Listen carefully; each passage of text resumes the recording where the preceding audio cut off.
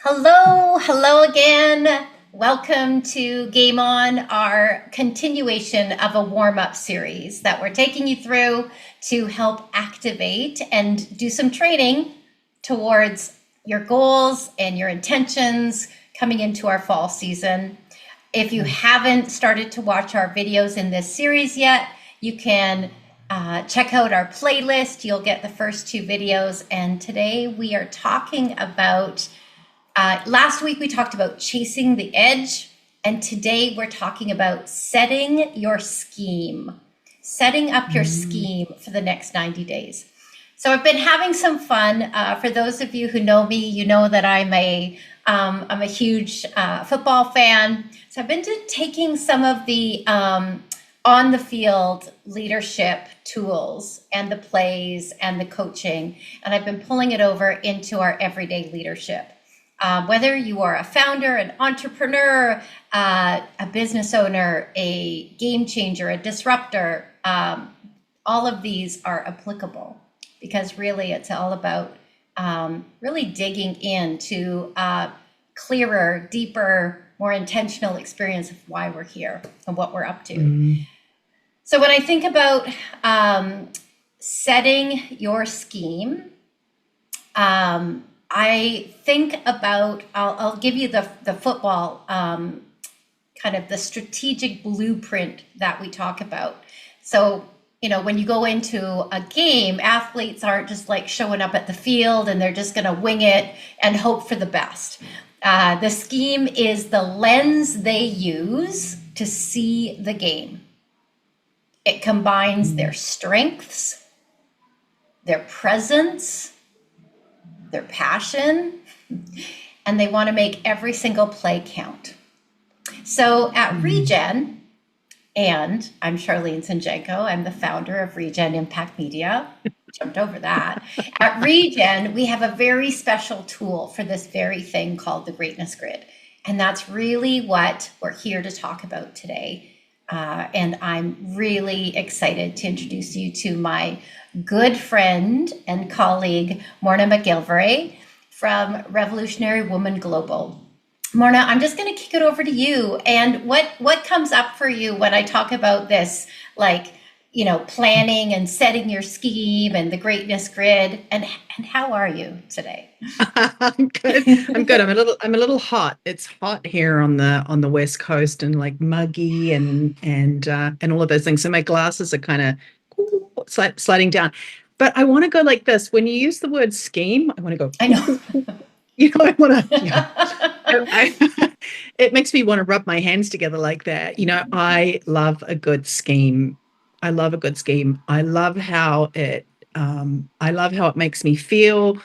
And I love thinking about what I can activate and achieve in a season. And I love that you just use the word lens and thinking about the lens that we're going to view the upcoming season through and then what becomes possible.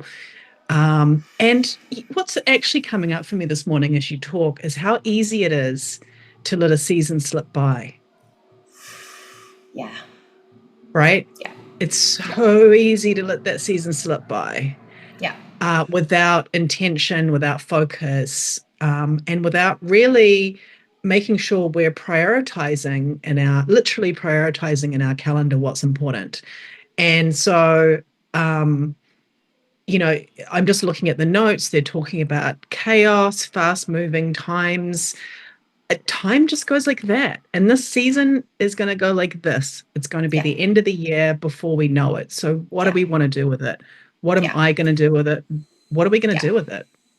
Yeah, and it's interesting because I find that tools like this actually help you. For me, it's all about how do I want to experience the rhythm of my life? How Mm, do I want to experience it?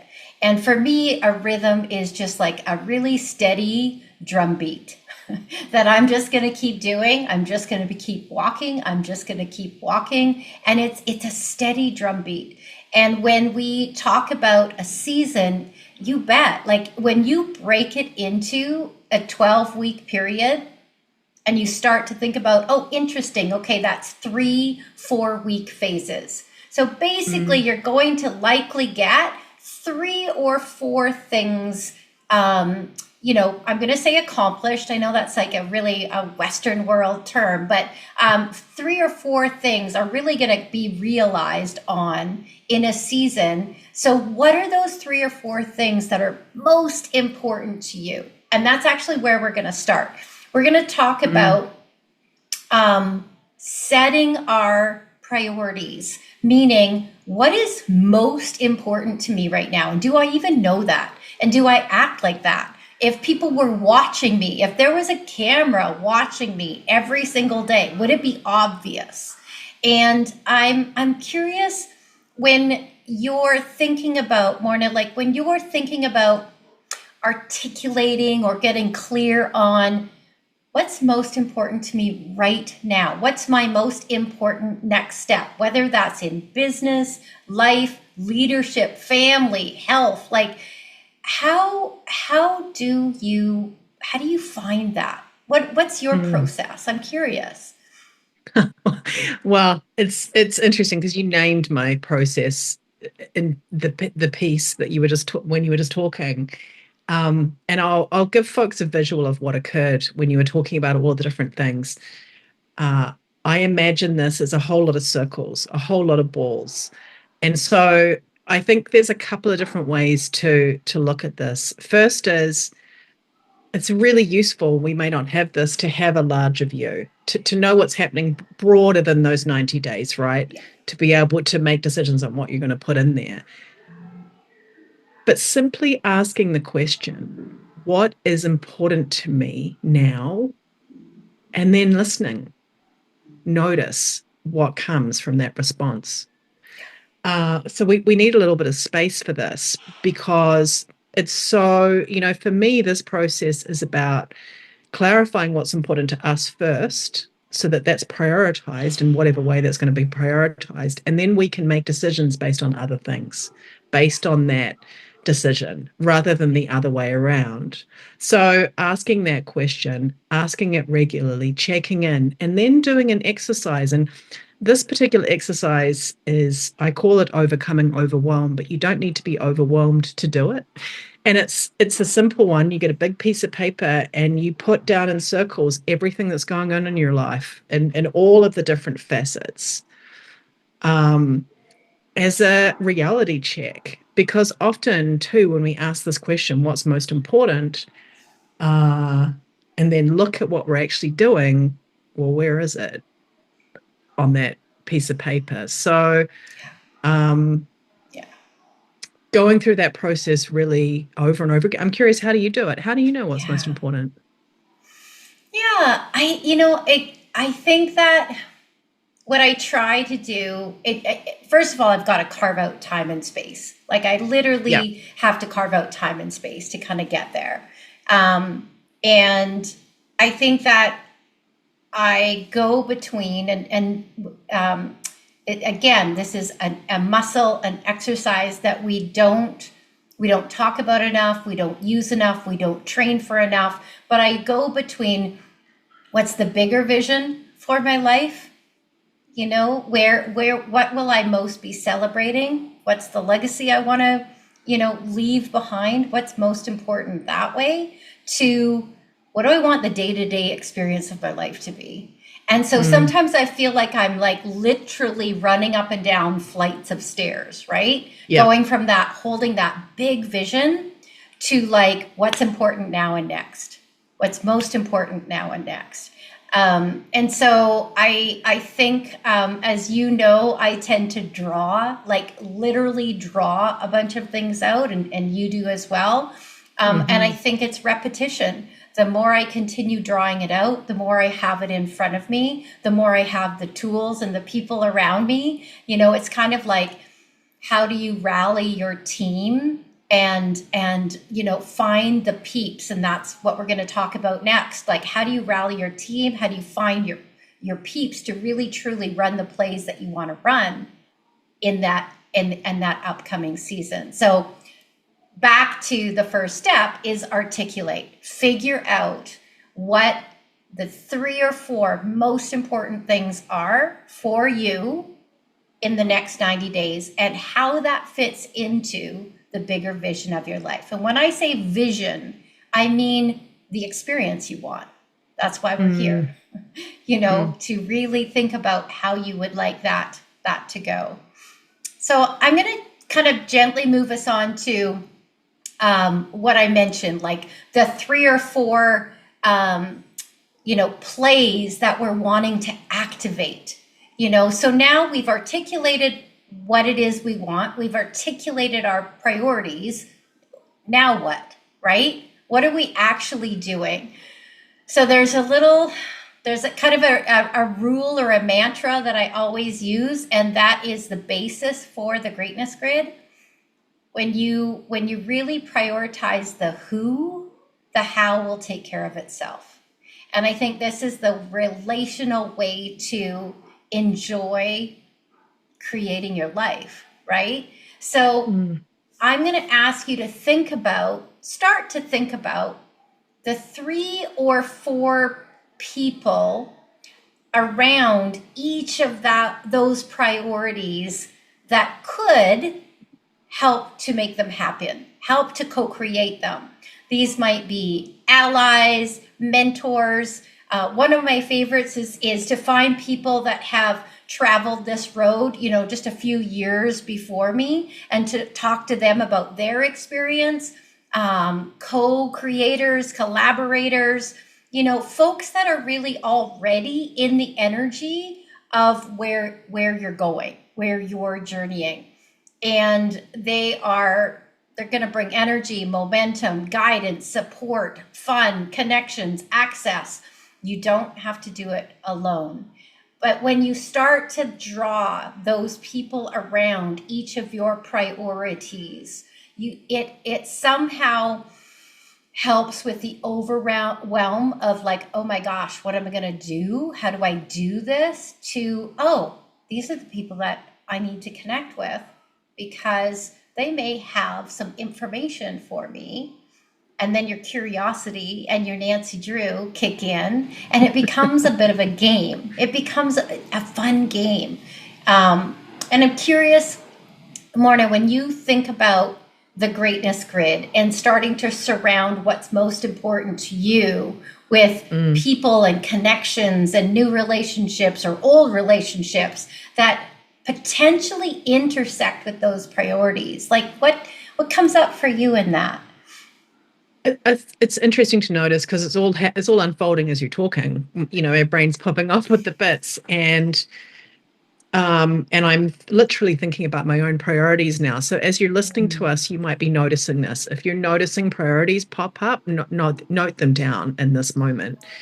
Um, I notice a few different things. One, when I articulate something as being a priority, as being important to me, invariably those people start kind of popping up in my life, whether I've named them yet or not, or clues to who those people might be pop up. And so it's curious to notice that, like start noticing how different people start to emerge in your life when you make something a priority.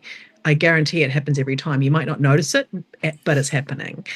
And then also when you name, I'm just thinking about my physical body. So my physical body is always a priority, and it's even more of a priority right now because I have long-term goals. Like right now, I'm literally working on my 80-year-old body.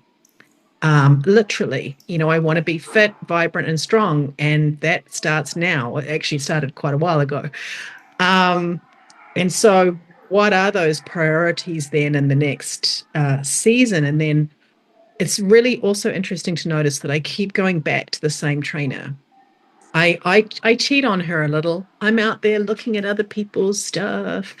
But I keep resonating back to the same person who can take me through. And so just noticing things like that. You Yeah. don't necessarily, sometimes you don't need um what's the word I want to use? You don't need the queen of the entire planet to show up for your scheme. Yeah. It could be somebody you already know. It could be somebody unlikely. Yeah. And so that's curious to watch. Yeah, what Yeah. happens for you? Because I know you do this at a Yeah. different level to most humans. Yeah, I mean, for me, this is all part of the game. This is all like, this is what's fun for me. Part of it is like, I love to just put it out there. I love to trust who might show up. I have fun noticing who does show up. And then you have to continually strengthen that really deep sense of conviction and intuition to, to build those relationships and, see if it's a fit for you or not. But a huge part of the game for me is trusting that the right people will show up at the right time. Because again, I'm always leaning into a more expanded version of what's possible. And so in that expansion, that is like new people, new energy, new relationships, people circling back that, I knew 10, 12, 15, 20 years ago, and here they are again. Oh, that's interesting. It's like, if you start to look at your life like, a story or a film or a narrative, it's like, what's happening? Who's entering the scene again and why? But it does come like with a certain amount of trust and faith and curiosity and play. Yeah. Yeah, I want to just riff off that for a second. I'll lean into it a little bit. I guess to loosen the grip a little bit on the stakes. Yeah. Because I'm not hearing you saying, okay, it's got to be this person, and you're gonna, that if we're literally playing, then it leaves more room for, I want to use the word dating. Like we're not getting married to everyone Yeah. we Yeah. meet, and we can date a little and loosen the grip on this person needing to be. Well, yeah. Well, I think what you're maybe picking up on is, I don't really think it's an individual person per se, but it's an Right. energy. It's an Yeah. energy. What's the energy that you're calling in, right? And that energy can come in through different people. There's a broad kind of, so if you can get specific by naming people, then you're really naming the energy that's around them that you're welcoming in to bring energy to your priority.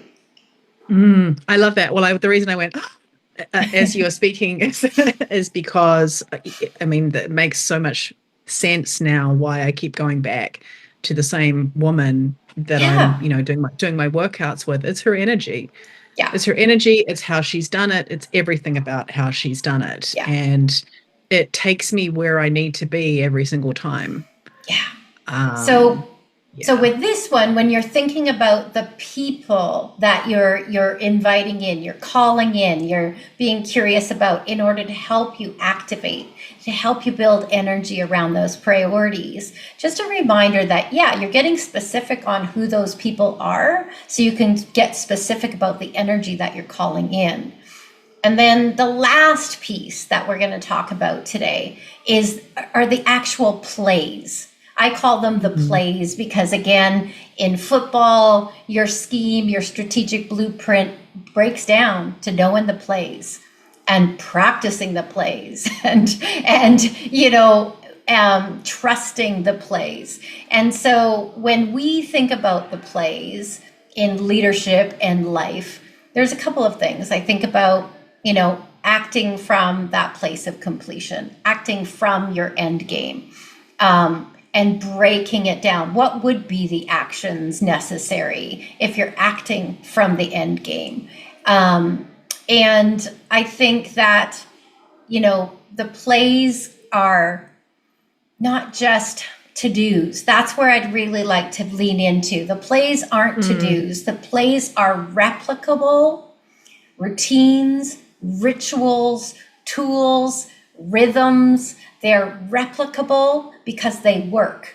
And I've seen teams go back to plays and back to plays because they work. And sometimes they adjust them given the talent and the gifts of who's on their team currently, but the fundamentals are the same. So, Morna, I'm curious if there are one or two like top plays that come to mind for you right now that you're just really digging into, like sinking your teeth into right now? Yeah, I mean, I'm going to name it in maybe a, a, a slightly different way, but maybe bang on. I, I think to be able to play, you need to play, and that sounds obvious. Um, but if we went with the football analogy, and football's not my thing, it's Shah's thing. But I get it. To reach the level where you can dance with your play, where you can do different things, you need to have been playing. You need to have a mastery level to then test things, and Yeah, that happens from repetition, literally, from doing the same thing over and over again until you reach a mastery level at it. right. Right? So there are some things, and then knowing yourself. So I'm going to talk about rhythm for a second. Yeah. And when you ask that question, what's most important to you, and say you get an answer of physical activity or you want a strong body to support, then you need to know a little bit about how you work as a human and what your rhythm is. So, for example, I've played enough with strength training and those pieces to know that it works for me to do that at 3 o'clock in the afternoon. If Mm-hmm. I do it first thing in the morning, I'm depleting cognitive energy. For me personally, it just doesn't work. I don't get the Mm, results that I want. I can't lift as heavy. yeah. I can't do it. And then the energy is depleted for other things I want to do. So, Yeah. but I only discovered that by doing it. Yeah. And then I could put it into the right rhythm in my day. And then because of the way my body cycles, there's a week during my month where things are different and I have a different rhythm that week. It like rhythm isn't necessarily, I don't know. I like a drum beat, boom, boom, boom, and then sometimes the drum can go boom, boom, boom, boom, boom, boom, boom, boom, boom, boom. I mean, you know. Yeah. So right. So knowing yourself and knowing the rhythm of how you work. When is your best time to talk to other people, for example? When's your best time to network or whatever that looks Yeah. like? Yeah. We're humans and we're rhythmic beings. And each of us actually has a unique rhythm. So starting Yeah. to tune into your rhythm and noticing, are there times of the day where this is better or that's better to be Mm-hmm. done? And then there's this wonderful book I have, which I'm pretty obsessed with. It's called Start Finishing. And it Mm, lays out this idea that if you think about the really big things you want in life, the yeah. really big things take a certain amount of time. In the book, he says 5 years. I don't know whether that's correct or not, but I have noticed that most of the really big things I want to do in my life take longer than we think about. So when you work back from that, what's it really going to take? If you're building an organization, if you're building an innovative business, if you're bringing something Mm-hmm. new to the world, if you're creating a film, if you're building an entirely new body, Mm-hmm. um, it takes time. So then what is the rhythm? Yeah. Um, and the final thing I want to say and just pop it back to you for comment is Mm-hmm. that from a rhythm point of view, why I think energy is so important and being surrounded by the right people, the right energy, is because what we're looking for isn't necessarily materializing in that time frame. And if you have people with the right energy around you, it can carry you through continuing with that rhythm. I mean, Mm-hmm. what does a football team do when they've lost 9 games in a row? Do they go, well fuck this? Oh, sorry, YouTube algorithm. Um, do they go, we're out of here. We're not playing again? No, they play the next game and the Yeah. next game and the next game, right? Yeah. Yeah. Yeah. And maybe to riff off of that just a little bit, I would say one of the most important um, tools or routines or rituals that I do is anything that helps me clear. Anything that helps me clear. Meaning, to your point, if something has felt misaligned for you during a day, Mm. if you had a tough day, if you had a tough conversation, if you had a tough play, if you got tackled, Yeah. what are you going to do Yeah. to clear, right? What are you going to do? Are you going to walk it out? Are you going to literally Mm. walk it out? Are you going to jump in the ocean and clear your energy? There's a there's a play, and there's a mentality in football called next play mentality, right? And that is really so important. Like learn from what you need to learn from, but don't stay there. Don't stay there, right? It's done. It's done. All we've got is the present moment, keeping our eyes on the future focus, right? And so that is one piece. I would, if this is new kind of conversation for you, think about how are you intentionally clearing your energy every day, or when you most feel that you need to. I'm going to bring our conversation to a close because it's been a good one, a juicy one, and there'll be more. We're in a bit of a series right now. So I want to invite you to visit the Regen Impact Media website. We will be uploading just a little starter kit to help you walk through personally some of these exercises and just get your feet wet with some of this greatness grid, energy, I guess, and really how you can build it into your warm-up series for preparing for the fall that you really, really want. Because it's game on, folks. And we're here to be your guides and to have fun doing it. So thank you, Morna, for joining me today. Sure. And we'll see you next time. See you next time.